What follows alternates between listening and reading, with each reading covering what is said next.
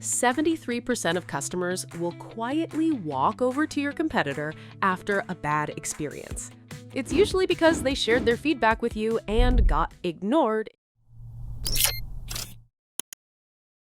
In this video, we're walking through a 5-step framework to analyze customer feedback so you can turn that mountain of, hey, just wanted to flag emails into real product decisions. First up, start by collecting feedback in one place. Your customers are already telling you what's working and what's frustrating them. The problem is, it usually comes from everywhere. So instead of relying on scattered messages and random notes, create a standardized feedback form with the right questions and collect responses in a format that's actually easy to review later. Then, categorize the feedback you receive. Create a task list and start labeling everything. Start with broader categories first, like marketing, product issues, operations, UX, and pricing. And then go deeper. That's when the tags start doing the work for you. Need every piece of feedback about onboarding?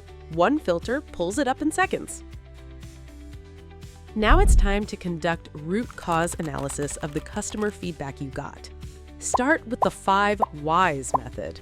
Just keep asking why over and over until you dig past the obvious and hit the real issue underneath. Once you have your answers, combine that feedback with metrics like churn, satisfaction scores, or drop-offs. The comments tell you what people felt, and the numbers tell you how big the problem is. And here's a tip.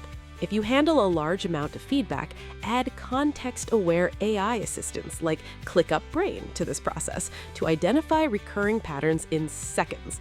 This will help you complete your work 3 times faster. Next, you need to conduct a thematic analysis. This might sound complicated, but it's actually pretty easy. It simply means you have to identify recurring themes in the feedback and understand what they reveal about the overall customer experience. You can start by grouping together feedback that expresses similar problems or sentiments, then look at how those themes connect to each other.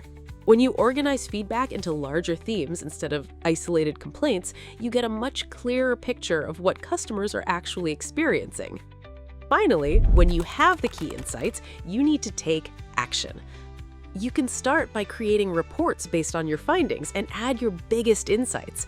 Also, tailor your presentation for different teams. Support teams might care about response issues, while product teams focus on onboarding friction or feature gaps. Because analysis gets you clarity, action is what gets your customers results. And that's the full framework to take you from a wall of unread feedback to a clear, actionable plan.